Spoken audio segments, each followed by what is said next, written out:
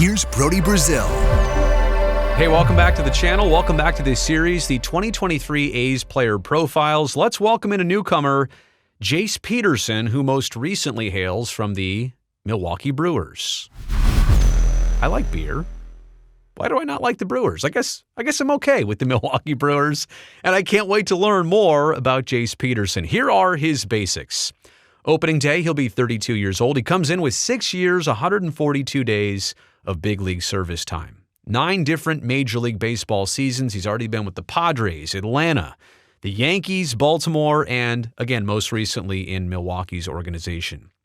A .231 career hitter, but 9 seasons of Major League Baseball, only 741 games played. So he hasn't put on the heavy miles, right? 9 years of 162. And they play all those games. That's a lot more than 741. And in fact, last year he did play 113 games. There's only been one season where he played more than that. I think he played 152 back in 2015, which I believe was his second or third big league season. So he's just never gotten back to a heavy workload of a lot of games in one season. And actually last year, he was on pace for that until an injury, which we will describe and explain in just a second. Last year, he did get to 113. He was well on pace for more than that. 81 starts, though, in those 113 games. So not an everyday starter, but a guy who got in a lot more games, pinch hitting, pinch running, whatever the situation might be. Primarily played third base last year, 67 starts there.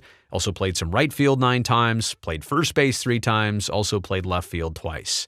So he's got a couple different gloves in his equipment bag. That's a good thing for the Oakland A's. I'm telling you, the more players they brought in this offseason, it was very clear to see that Oakland valued versatility. And that helps tremendously in a sense that you still have some players coming up.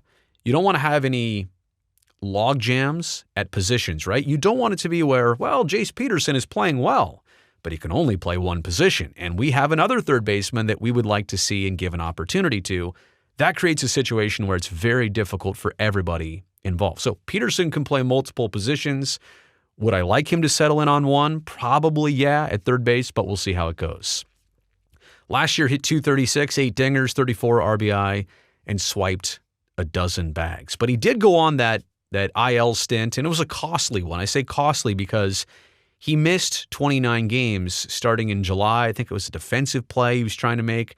Hurt his elbow, and again was on pace for a really good season, playing a lot of games, well-liked in Milwaukee for his contributions, but that injury obviously set him back.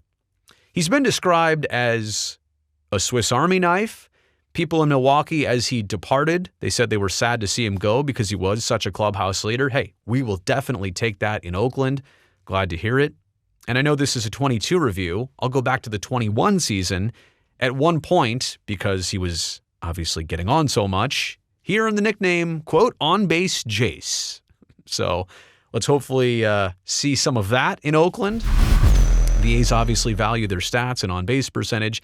And yeah, the biggest thing and the biggest accolade they threw at him from Milwaukee was that he was a really good defensive third baseman. And the A's definitely need to get back to that, having some consistency right at the hot corner. After, obviously, Matt Chapman for a handful of years, they got away from that, tried to fill in the gaps here and there, but maybe getting some consistent defensive play on the hot corner would serve Oakland well. All right, so let's preview 2023 for Jace Peterson. Yeah, hold down third base. Be a staple there. Be a fixture there. Be an everyday player in the lineup there. I think this team would greatly benefit from that. The veteran presence. As I mentioned, this is an A's team in transition, a lot of up-and-comers. You do need those players who have been around 9 seasons in multiple different teams to just kind of lead the way, to provide an even keel, right? This is a team that, Chad Pinder's not signed anywhere as I record this right now. You don't have Stephen Vogt anymore, so you need turnkey-type veteran presence and leaders to come in on this team. He also is on a 2-year deal, which I do think is important here. Whether that was part of his desires or something the A's wanted. In this day and age with Oakland, right, a lot of guys on 1-year deals. So to have him on a 2-year deal, it does kind of paint a different picture of the situation. But let's hope that he can recapture what he was doing last year before the elbow injury and get back to that. Play a lot of games, be consistent, spark the offense. Hey, from an Oakland team that was, hitting not a bunch above 205, 212 is their team average. To have a guy who's hitting 240, 50, or 60, that's definitely going to give this group a boost. So, Jace Peterson, welcome to Oakland. Oh, also this. I see he's wearing number 6. We got to have a talk about that.